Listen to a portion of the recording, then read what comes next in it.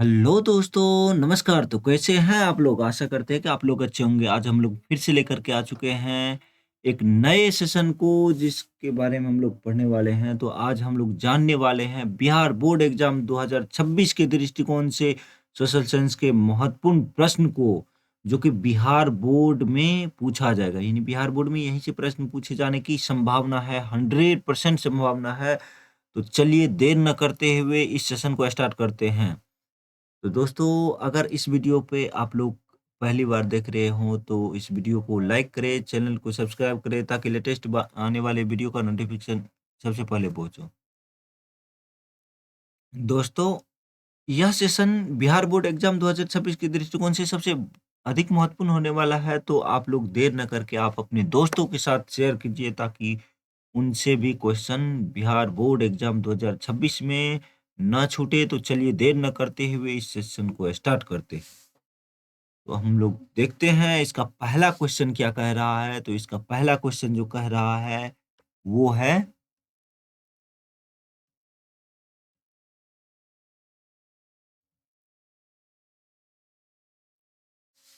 देखिए इसका पहला क्वेश्चन क्या कह रहा है। इसका पहला क्वेश्चन कह रहा है,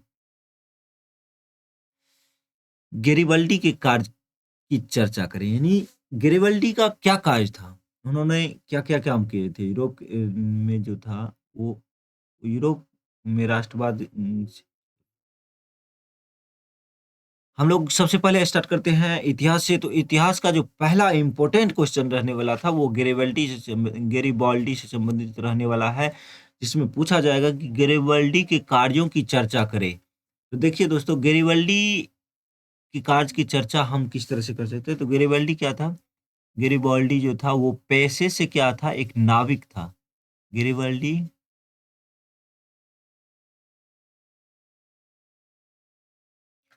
गेरिबाल्डी पैसे से एक नाविक था, और मेजनी के विचारों का समर्थन करता था। पहले क्या करता था? मेजनी के विचारों का समर्थन करता था। उसने अपने कर्मचारियों और स्वयंसेवकों की एक सशस्त्र सेना बनाई, जिसे लाल कुर्ती के नाम से जाना जाता था। जिसे क्या कहा जाता था? लाल कुर्ती। किसके सेना के? तो दोस्तों, गेरिबल्डी की जो सेना थी, उन उनकी सेना को क्या कहा जाता था? लाल कुर्ती कहा जाता था। गेरिबल्डी ने सिसिली और नेपल्स पर आक्रमण कर वहां गणतंत्र की स्थापना की थी। उन्होंने इटली के एकीकरण में महत्वपूर्ण भूमिका निभाई और अपनी सारी संपत्ति राष्ट्र को समर्पित कर दी थी। तो गरिबल्डी जो काम किए वो यही था। तो चलिए देखते हैं अब अगला नेक्स्ट इंपॉर्टेंट क्वेश्चन कौन सा रहने वाला है। तो चलिए देर न करते हुए देखते हैं कि अगला इंपॉर्टेंट क्वेश्चन कौन सा है। तो अगला क्वेश्चन जो है वो है समाजवाद एवं साम्यवाद से। तो ये भी इतिहास का इम्पोर्टेंट क्वेश्चन रहने वाला है। तो देखिए, इसमें कह रहा है कि बोल्शेविक क्रांति पर मार्क्सवाद का क्या प्रभाव, यानी बोल्शेविक क्रांति जो था उस पर मार्क्सवाद का क्या प्रभाव पड़ा था। तो बोल्शेविक क्रांति कार्ल मार्क्स के विचारों से प्रभावित हुई थी। बोल्शेविक क्रांति जो हुई थी वो कार्ल मार्क्स के विचार से प्रभावित थी। इस क्रांति के फलस्वरूप रूस में सर्वहारा वर्ग की सत्ता स्थापित हुई, और उत्पादन के साधनों पर निजी स्वामित्व को समाप्त कर राष्ट्रीयकरण किया गया। रूस दुनिया का पहला समाजवादी देश बना। किस क्रांति के फलस्वरूप? तो बोल्शेविक क्रांति के फलस्वरूप। तो बोल्शेविक क्रांति में जो मार्क्सवाद का प्रभाव पड़ा, यही सब प्रभाव था। अब देखते हैं, हम लोग अगले क्वेश्चन की तरफ जा चलते हैं। देखिए, इसका जो क्वेश्चन है कि हो ची मिन्ह मार्ग का क्या उपयोगिता है।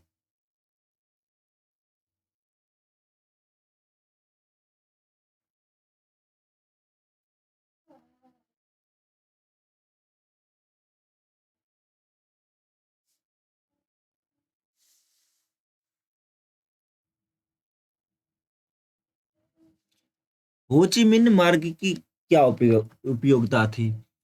तो हो ची मिन्ह जो था, हनोई से चलकर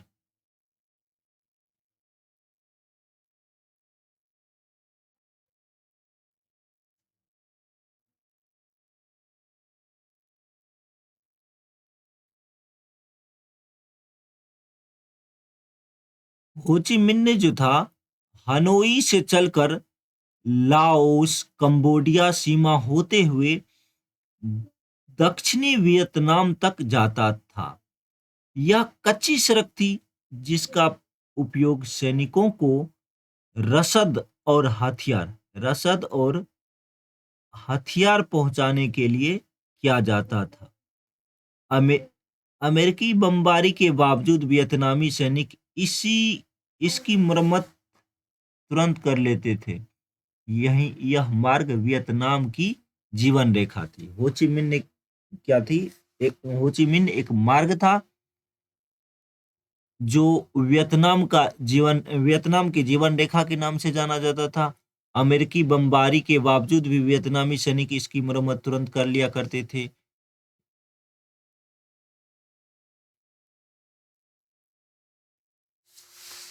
हेजिटेशन ये भए जाइ छै ने। देखते हैं हो ची मिन्ह मार्ग की क्या उपयोगिता थी। तो दोस्तों हो ची मिन्ह मार्ग जो थी एक सिंपल सड़क थी, कच्ची सड़क थी, जिसका उपयोग सैनिक रसद तथा हथियार पहुंचाने के लिए करते थे। तो कहाँ के सैनिक करते थे? तो वो वियतनामी सैनिक इसका उपयोग करते थे। एक बार अमेरिकी बमबारी हुई वहां पे। अमेरिकी बमबारी के कारण यह मार्ग जो था ध्वंस हो गया। फिर भी वियतनामी सैनिकों ने इसकी मरम्मत तुरंत कर ली और इसी वजह से इस मार्ग को यानी हो ची मिन्ह मार्ग को वियतनाम का जीवन रेखा कहा जाता है।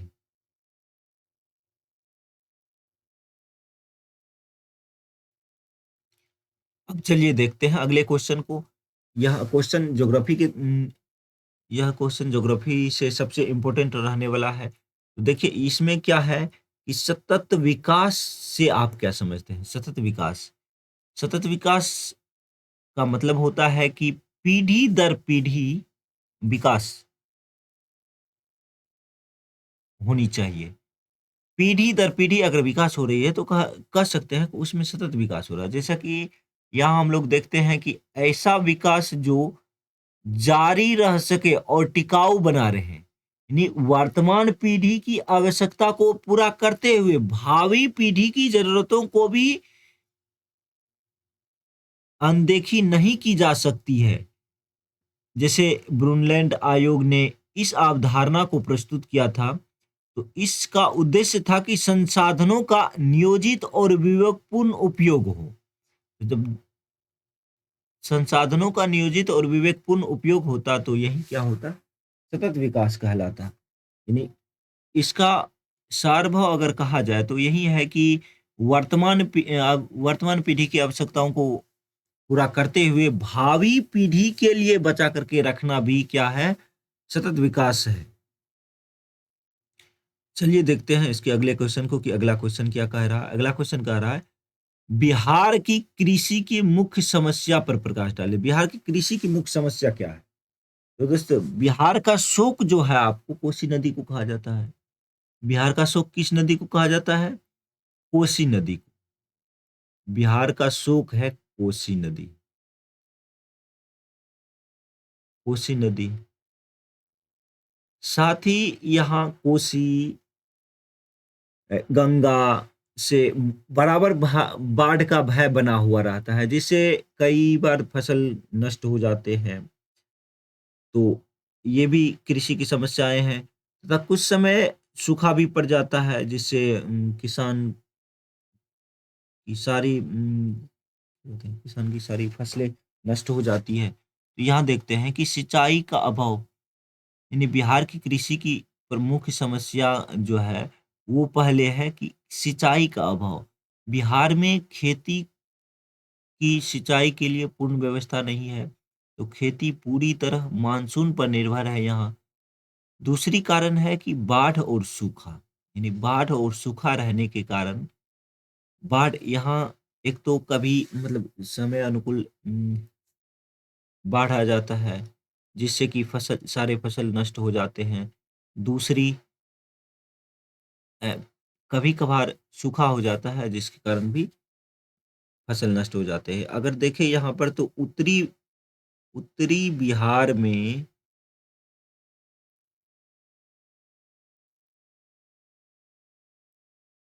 बिहार की कृषि की मुख्य समस्याओं पर प्रकाश डालें। बिहार की कृषि की मुख्य समस्याएं जो है वो है सिंचाई का अभाव।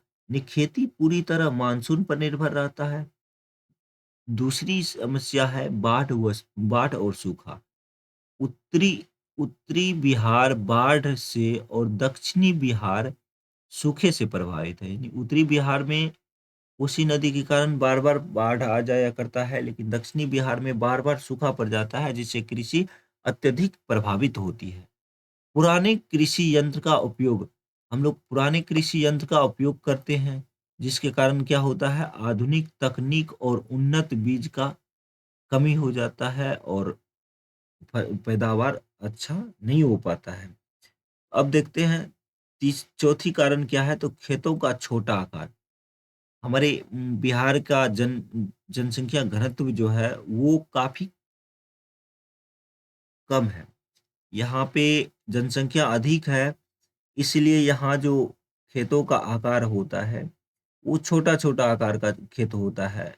तो यहाँ छोटा आकार का खेत होने के कारण जो है भूमि के छोटे टुकड़े के कारण जो है ना वैज्ञानिक तरीकों से खेती करना मुश्किल हो जाता है, जिसके कारण भी कृषि पर बुरा प्रभाव पड़ता है। यानी उपज पर क्या होता है, बुरा बुरा प्रभाव पड़ता है।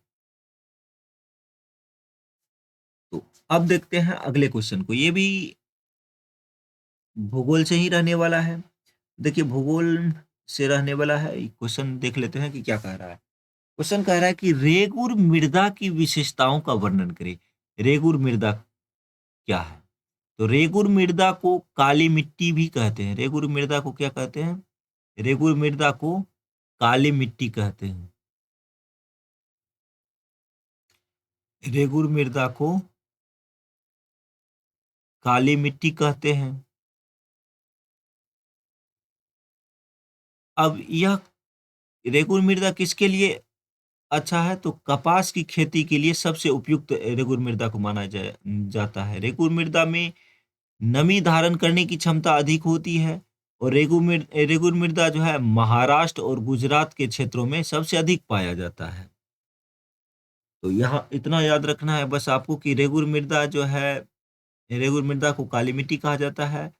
रेगुर मृदा में कपास की खेती सबसे अधिक मतलब कपास की खेती सबसे अधिक होती है, तो रेगुर मृदा में मिट्टी मतलब नमी धारण करने की क्षमता जो होती है वो भी अधिक होती है और रेगुर मृदा महाराष्ट्र और गुजरात में पाया जाता है।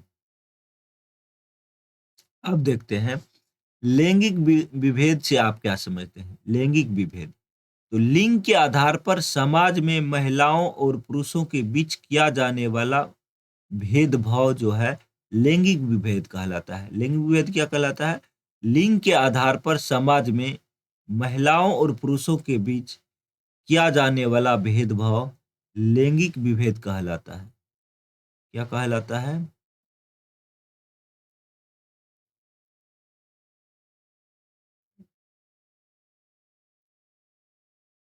लैंगिक विभेद कहलाता है।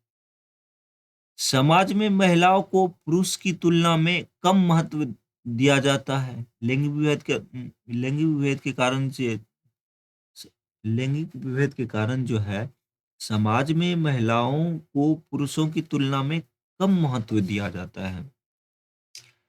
महिलाओं को उनके शिक्षा, रोजगार, राजनीतिक अधिकारों से वंचित रखा जाता है। यह असमानता जैविक नहीं बल्कि सामाजिक है। इसीलिए हम कह सकते हैं कि लैंगिक विभेद जो है नहीं होना चाहिए। अगर लैंगिक विभेद हुआ तो समाज का सर्वांगीण विकास नहीं हो पाएगा।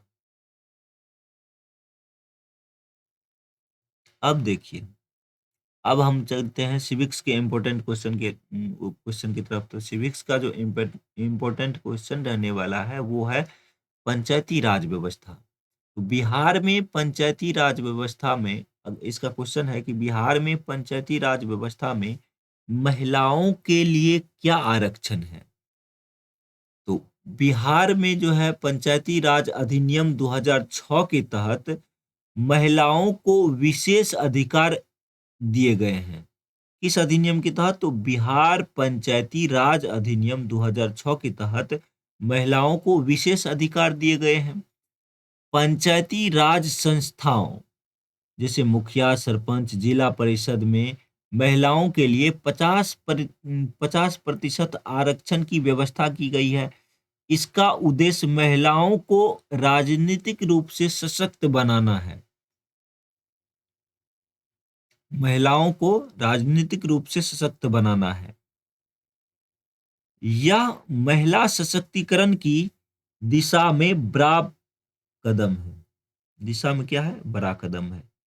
अब चलते हैं हम लोग दूसरे क्वेश्चन की तरफ, देखते हैं कि दूसरा क्वेश्चन कौन सा है। अब इसका है अगला क्वेश्चन की आतंकवाद लोकतंत्र के लिए चुनौती है कैसे?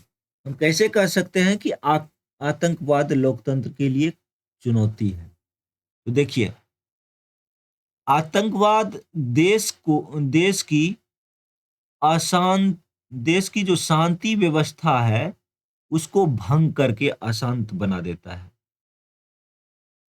आतंकवाद हिंसा और डर का माहौल पैदा करता है जिससे विकास के कार्यों में बाधा उत्पन्न होती है।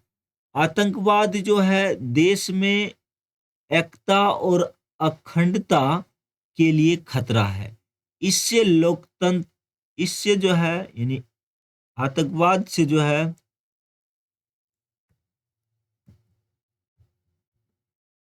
आतंकवाद से जो है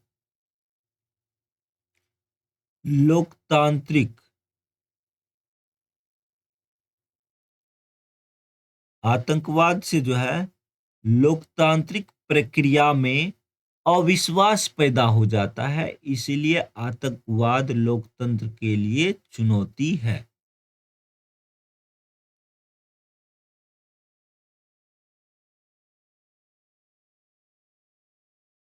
अब देखिए हम लोग इकोनॉमिक्स के क्वेश्चन की तरफ आ गए हैं। तो इकोनॉमिक्स का इंपॉर्टेंट क्वेश्चन जो है कौन सा रहने वाला है? तो ये इंपॉर्टेंट क्वेश्चन हो गया। इसका क्वेश्चन है कि प्रति व्यक्ति आय क्या है? तो देखिए, प्रति व्यक्ति आय जो है वो है किसी देश की राष्ट्रीय आय में उस देश की कुल जनसंख्या से भाग देने पर। अगर मान के चलिए कि किसी देश का राष्ट्रीय आय है, मान लेते हैं किसी देश का राष्ट्रीय आय, मान लो कि किसी देश का राष्ट्रीय आय अगर 1,000 रुपया है, कितना है? 1,000 रुपया है, और उस देश की जनसंख्या 5 है। जनसंख्या कितना है? 5 नहीं, 50 मान लेते हैं, 50 है। अगर इनसे इसको भाग दे देंगे तो वो 20 रुपया जो आएगा यही होगा आपका प्रति व्यक्ति आय। तो हम कह सकते हैं कि किसी देश के राष्ट्रीय आय और कुल जनसंख्या के अनुपात को उस देश का प्रति व्यक्ति आय कहते हैं। अर्थात किसी देश की राष्ट्रीय आय में उस देश की कुल जनसंख्या से भाग देने पर जो भागफल प्राप्त होता है उसे प्रति व्यक्ति आय कहते हैं। यानी इसको हम इस तरह से इस सूत्र से दर्शा सकते हैं, जैसे कि प्रति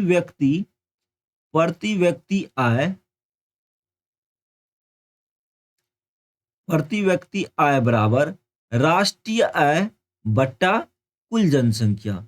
यह देश के आर्थिक विकास को मापने का सबसे अच्छा सूचक है।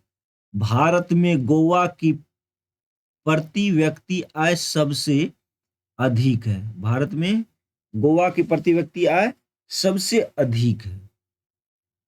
अब चलते हैं इकोनॉमिक्स के दूसरे क्वेश्चन की तरफ, देखते हैं इकोनॉमिक्स का दूसरा क्वेश्चन क्या कह रहा है। अब इकोनॉमिक्स का दूसरा क्वेश्चन है वैश्वीकरण। वैश्वीकरण को परिभाषित करें। वैश्वीकरण से आप क्या समझते हैं? वैश्वीकरण को परिभाषित करें तो वही है, देश की अर्थव्यवस्था को विश्व की अर्थव्यवस्था के साथ जोड़ना वैश्वीकरण कहलाता है। यानी जब हम अपने देश की अर्थव्यवस्था को विश्व की अर्थव्यवस्था से जोड़ते हैं तो वही क्या कहलाता है? वैश्वीकरण कहलाता है। इसके तहत वस्तुओं, सेवाओं, पूंजी और तकनीक का निर्बाध प्रवाह होता है। इसमें बहुराष्ट्रीय कंपनी की भूमिका महत्वपूर्ण होती है। इससे क्या होता है, तो इससे विश्व एक वैश्विक गौ बन जाता है।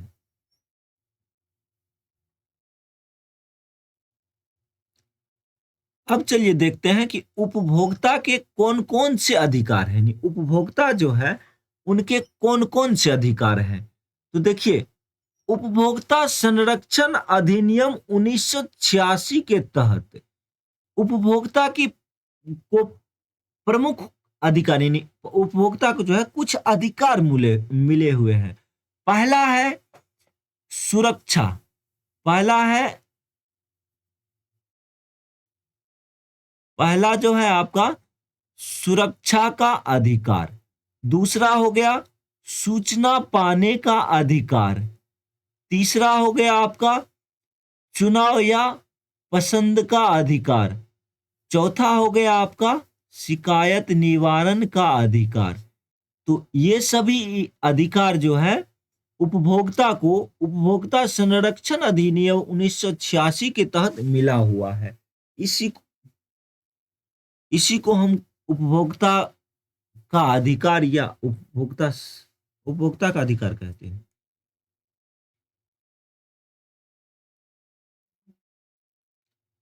अब देखिए,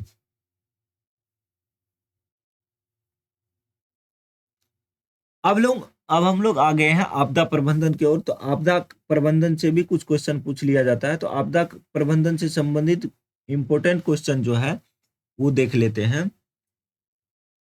अब देखिए, आपदा प्रबंधन से जो सबसे इंपॉर्टेंट क्वेश्चन रहने वाला है वो है बाढ़ के प्रमुख कारणों का उल्लेख करें। क्या है? बाढ़ के प्रमुख कारणों का उल्लेख करें। तो बाढ़ का जो प्रमुख कारण है वो है वर्षा की अधिकता। उस समय में जब वर्षा अधिक हो जाता है तो नदी के जल स्तर में वृद्धि होने लगता है, जिससे क्या होता है, तो बाढ़ आने की संभावना बढ़ जाती है और बाढ़ भी आ जाता है। दूसरा कारण है नदी की तली में अवसाद, यानी नदी की तली जो होते हैं, ये जो हो गया नदी आपका, इस तली में जो है अवसाद यानी गाद भर जाता है, मिट्टी भर जाता है या कोई अपशिष्ट पदार्थ भर जाता है, जिसके कारण से जो है पानी पानी जिसके कारण से पानी बांध से ऊपर आने लगता है और पानी के दबाव के कारण बांध टूट जाते हैं। बिहार में अधिकांशतः बाढ़ कोसी नदी से आता है। तो बिहार में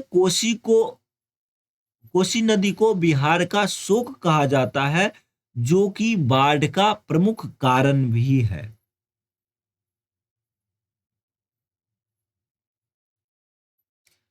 अब देखिए अगला क्वेश्चन क्या है। तो अगला क्वेश्चन है अगला क्वेश्चन है भूकंप के प्रभाव को कम करने वाले दो उपाय बताएं। अब भूकंप के प्रभाव को हम कैसे कम कर सकते हैं, तो इसके दो उपाय। तो प्राकृतिक भावनाओं की मतलब आकृति में परिवर्तन ला करके भी भूकंप के प्रभाव को कम किया जा सकता है। जैसे जब हम भवन को आयताकार बना देते हैं तो उससे क्या होता है, आयताकार बना देते हैं तो भूकंप से क्षतिग्रस्त होने की जो संभावनाएं होती है वो थोड़ी कम हो जाती है। जैसे भूकंप संभावित क्षेत्रों में भवन की आकृति अधिकतर आयताकार ही होती है। दूसरा होता है कि मजबूत नींव। अगर भवन का नींव मजबूत है या भूकंप रोधी है तो उससे